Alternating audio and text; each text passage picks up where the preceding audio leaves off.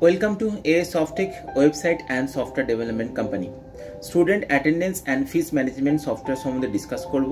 প্রথমে batch create করতে হবে, তারপর ব্যাচ ওয়াইজ টাইমিং মেনশন করতে হবে, স্টুডেন্ট অ্যাসাইন করতে হবে ব্যাচ এবং টাইমিং এর রেসপেক্টে।